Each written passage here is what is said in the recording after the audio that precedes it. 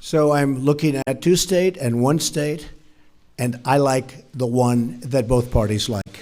I'm very happy with the one that both parties like. I can live with either one.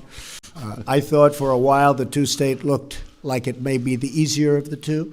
But honestly, if Bibi and if the Palestinians, if Israel and the Palestinians are happy, I'm happy with the one they like the best. As far as the embassy moving to Jerusalem, I'd love to see that happen.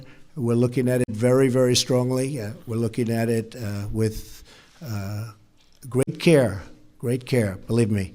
And we'll see what happens. Okay? Thank you.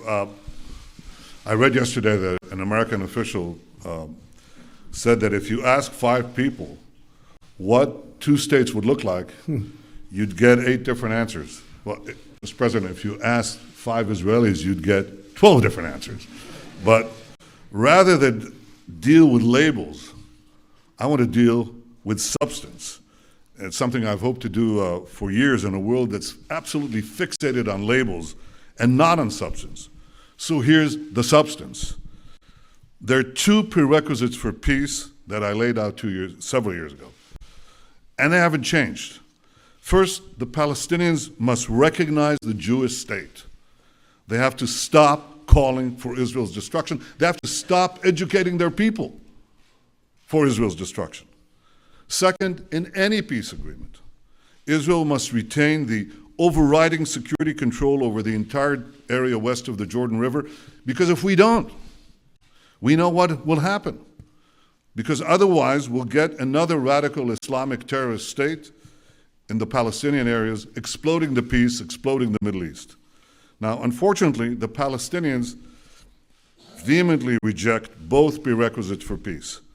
First, they continue to call for Israel's destruction inside their schools, inside their mosques, inside the textbooks. You have to read it to believe it.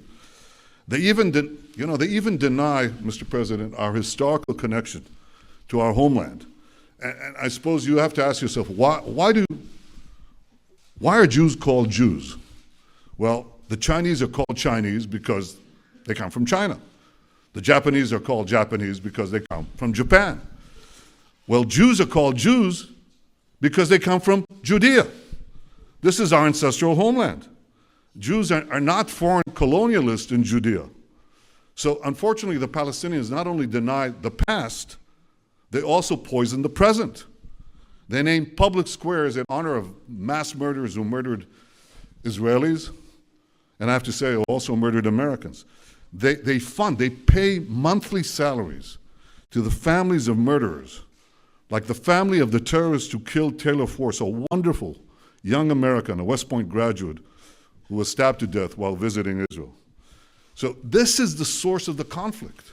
The persistent Palestinian refusal to recognize a Jewish state in any boundary, this persistent rejectionism, that's the reason we don't have peace. Now that has to change. I want it to change. Not only have I not abandoned these 2 prerequisites of peace, they've become even more important because of the rising tide of fanaticism that has swept the Middle East and has also, unfortunately, infected Palestinian society. So I want this to change. I want those 2 prerequisites of peace, substance, not labels. I want them reinstated. But if anyone believes that I, as Prime Minister of Israel, responsible for the security of my country, would blindly walk into a Palestinian terrorist state that seeks the destruction of my country, they're gravely mistaken. The 2 prerequisites of peace, recognition of the Jewish state, and Israel's security needs west of the Jordan, they remain pertinent. We have to look for new ways, new ideas on how to reinstate them and how to move peace forward. And I believe that the great opportunity for peace comes from a regional approach, from involving our newfound Arab partners in the pursuit of a broader peace and peace with the Palestinians. And I greatly look forward to discussing this in detail with you, Mr. President, because I think that if we work together, we have a shot. And we have been discussing that, and it is something that is very different, hasn't been discussed before. And it's actually a much bigger deal, a much more important deal in a sense. It would take in many, many countries, and it would cover a very large territory. So I didn't know you were going to be mentioning that, but that's now that you did, I think it's a terrific thing. And I think we have some pretty good cooperation from people that in the past would never, ever have even thought about doing this. So we'll see how that works out. Okay?